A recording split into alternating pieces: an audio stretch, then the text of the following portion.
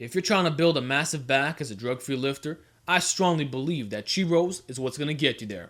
Because cheat rows allow for extreme eccentric overload, which gives you an amazing stretch on the upper back, traps, lats, etc. It also allows you to be very explosive and lift really heavy weights. So all these guys lifting their lightweight, slow and controlled, they're shortchanging their gains, man, because the back is one of the strongest muscle groups in the entire human body. And if you're not treating it as such, well, it's not going to develop as such.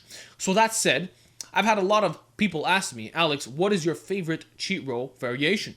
So let me address that question today.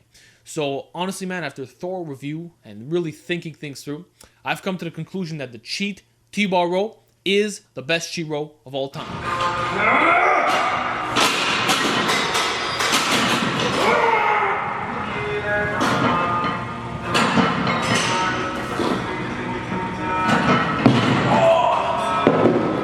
There's nothing that can surpass it, because what you have to understand about the regular barbell row is that you're limited by your posterior chain strength, okay? In fact, if you look at a strong barbell rower, 9 out of 10 times, he's also going to be a strong deadlifter, because rowing strength is directly correlated to your deadlifting strength. There's a really, really strong correlation here. So if you could pull in the 500s, 600s, you could probably row in the high 300s, high 400s. And we're talking full range of motion barbell row here. So yeah, you're actually going to be limited by your posterior chain strength, which has nothing to do with the upper back, traps, and lats. So why would you make your lower body be a limiting factor? You know what I'm saying? It's very similar to how deadlifts limit your upper back and trap development, whereas rack pulls don't. You see my point? So I want to say that barbell rows, as amazing as they are for mass, T-bar rows completely destroy them, because T-bar rows allow you to eliminate the posterior chain equation, because you can row with your back angle being very upright. That's the benefit of the T-bar row. You can stand really, really upright, still get a really deep stretch, full range of motion, all that good stuff. Now, I know some guys are going to say, well, what about the Yates row, which is basically a really upright barbell row? And you see, the problem with the Yates row is that you're not maximizing the weighted stretch. Just think about it for a second, right? When you do a Yates row, you're bringing the bar slightly below the knee, if that. So you're bringing the bar to the knee, nothing lower. And then you're just doing a slight stroke with your arm, which is like a quarter rep range of motion, if you ask me. See, that's the problem. You're not maximizing the stretch, you see?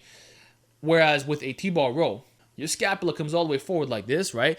And bam, you end up stretching the fuck out of your traps. That's why if you see a guy doing heavy T-bar rows, you're going to see his traps and neck flaring up with all the veins and redness, because it allows you to get a really deep stretch. It's not just at the knee here. When you do the T-bar row, the bar, like the V handle, is going to go below your ball sack. It's going to go fucking low. So you're stretching yourself out to the limit, which the regular barbell row does not offer.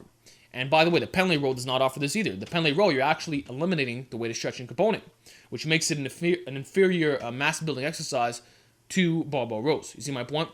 So that's why I selected the cheat T-bar row. I can't do the dumbbell row, because dumbbell row is like you're limited by unilateral strength, and you can't go super heavy anyway. And it is what it is. So T-bar cheat row is going to allow you to lift very heavy weights. You can just put it on top of fucking blocks if the posterior chain is a problem. So you don't even have to have strong glutes and hamstrings. You can be very upright. You can maximize the stretch. And there's just nothing else that can overload like this exercise. It's a really, really good lift, and I highly recommend that you guys give it a shot. And also, you could use a lot of leg drive on it. You could bend the legs, so you could cheat the weight up concentrically without using the posterior chain. You see my point? You could cheat by using quads rather than glutes and hamstrings. So that's what makes it so good. It's lower back friendly. It's explosive. You can lift heavy. It's stretch overload. There's really, like, when I was doing a lot of T-bar rows, man, that's when my yoke was its biggest. You may look at me now and say, Alex, you got fucking great traps. But you know what? My traps used to be even bigger in October of 2016. And that's when I was doing a lot of T-bar rows, believe it or not. I did 10 plates for 3 reps, but I probably could have done more if I really worked at it. So that's it for today's video. I think the T-bar row is the superior row if you're trying to get really yoked. I want to know your feedback, though. What do you think is the best rowing variation? Give me your feedback. And with that, I will talk to you all next time.